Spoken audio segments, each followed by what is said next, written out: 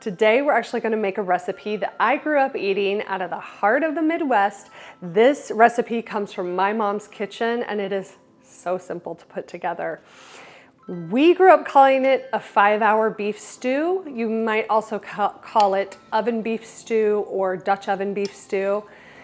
It is so simple. It's great to make when you have time, but you don't have time, if you know what I mean.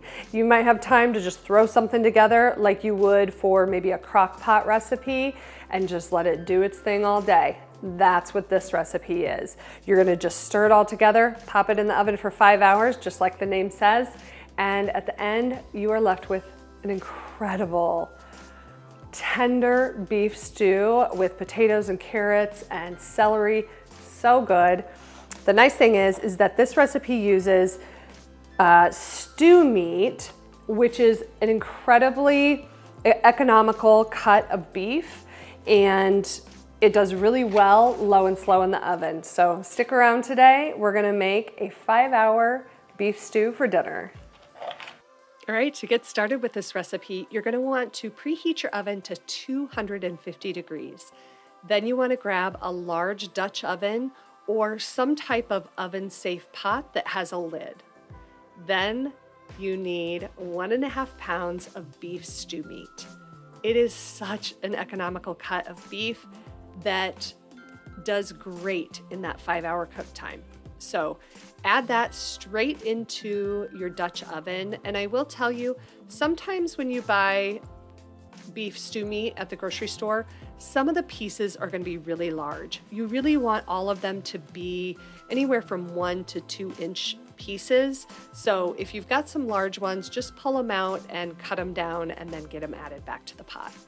This is probably my favorite recipe to make when you have that first fall night and you know it's going to be cold and you're kind of excited for that cold night. This is the recipe I always make at the beginning of the fall.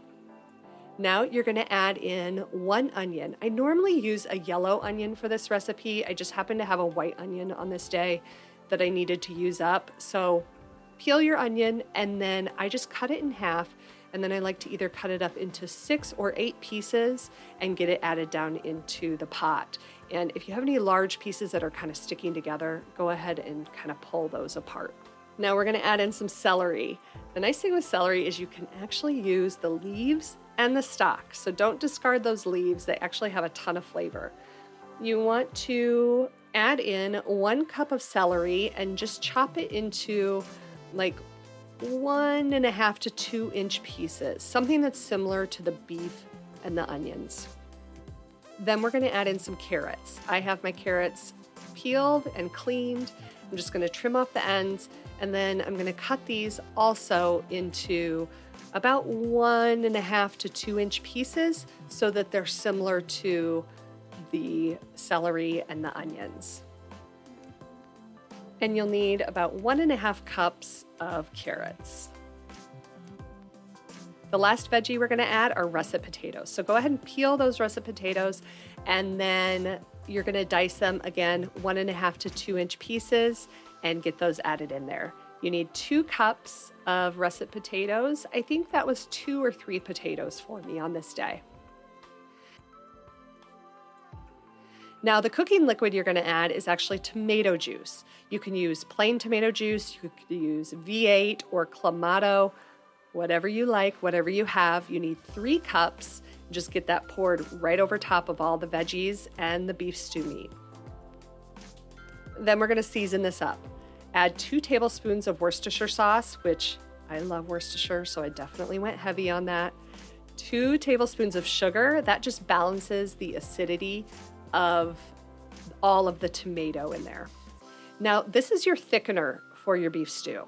It's not a traditional thickener like flour or cornstarch. You're going to add these tapioca pearls, large tapioca pearls, and they're going to cook down into the liquid and thicken the liquid perfectly.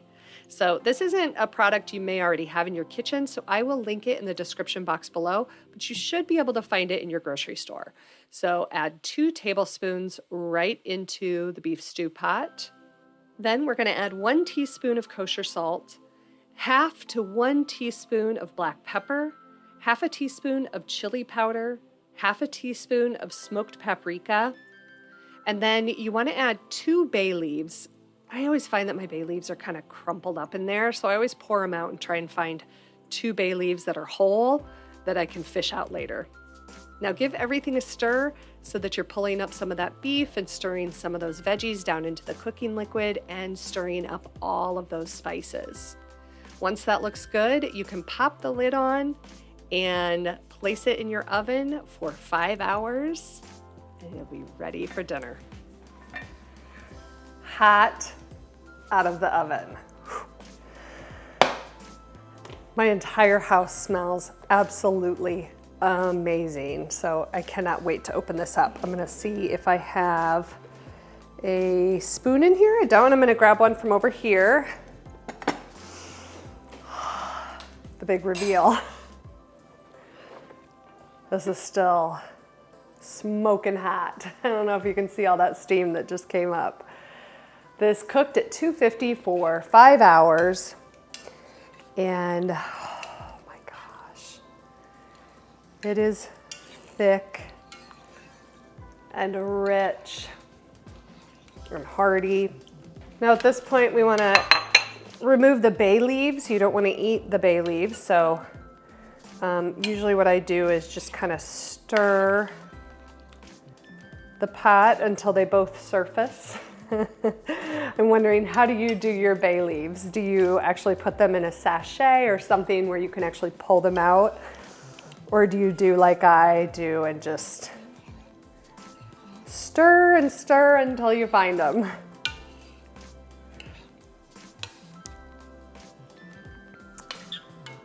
Oh.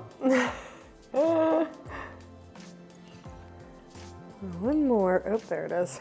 Okay, found it. All right. So this is still smoking hot, but the potatoes are super tender. The carrots are cooked through. The beef is fall apart tender. Like, I think you could probably eat this even if you didn't have teeth. The beef just will literally just fall apart. My mouth is watering so hard. I cannot wait to eat this. So when we have this for dinner, this is not like a big meal. This is really it. It has everything in there. It has your starch, it has vegetables, it has a protein. What I like to do is either serve it with just like a warm, crusty bread, like a ciabatta or a French loaf or a baguette, or really my very favorite is just saltine crackers. Saltine crackers and a huge glass of ice cold milk. That's what I'm talking about. So I really hope that you give this 5-hour beef stew a try in your kitchen. And if you love it, if your kids love it, if your family loves it, your spouse, your partner, let me know in the comments. Those are the things that make my day. So until next time, I hope that this recipe for 5-hour beef stew helps you feel like a success in your kitchen, and we'll see you next week.